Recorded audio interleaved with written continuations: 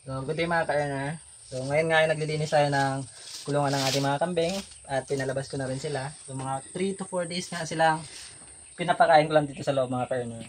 So, ngayon masyado ng maraming dahon. Even though araw-araw naman ako naglilinis, ay talagang iba pa rin, mas malilinisan na maayos kapag nasa labas sila. So, ngayon nga ay pinalabas ko yung mga kambing. So, minsan nga ay nakakatamad din maglinis ng kulungan. Hindi lang sa maglinis ng kulungan lahat kasi kailangan mangumpay, kukuha ng pagkain nila, magsakati. Lalo pag may bagyo, nauulanan. So, ganun mga ka-earner.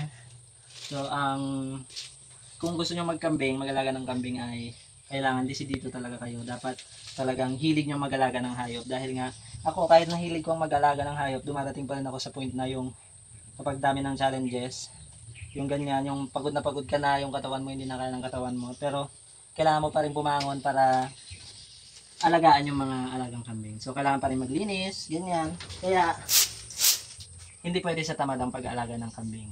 Yan ang talagang katotohanan mga ka-earner. Kung gusto nila makigaya sa mga nag-aalaga, dahil sabi nila malaking kita, libreng pagkain, papakain lang naman ng damo.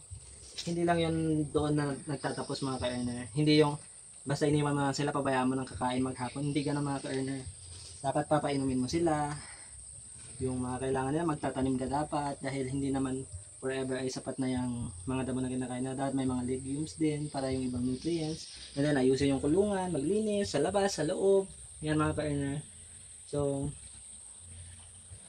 ako, kung tatanungin niyo ako, dumating din ako sa point ng ganyan. Yung, hindi na ako, ayoko na magkambing. So, kahit na ganon, kung nagsimula na at malayo nang narating, kahit na malayo pa, at least malayo na. So, yun mga ka-earner, kapag mag-aalaga kayo ay dapat talagang hilig nyo. Unang-una, hilig nyo dapat. At hindi pwede sa tamad.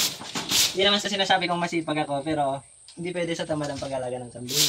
Pero kung marami kayong pera, talagang yung marami kayong capital, yan yung tamang word. Kung marami kayong capital, kukuha kayo ng tauhan nyo.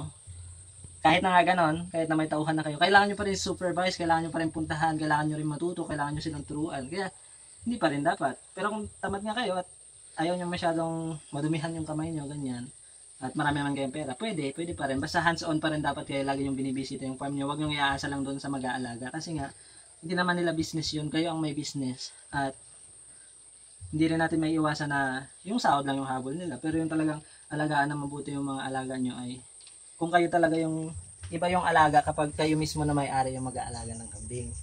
Kaya kailangan nyo pa rin supervise kahit na may tauhan kayo. Pero ako nga, dahil maliit lang naman ang capital ko, so ako na mismo yung nag-aalaga. So pagod na lang ang puhunan. Ganon.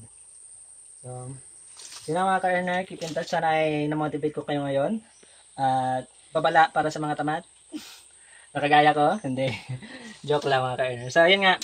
Kapag mag-alaga kayo ay dapat desidido kayo, may puso kayo at bawal sa mga tamad ang pag-alaga ng kambing.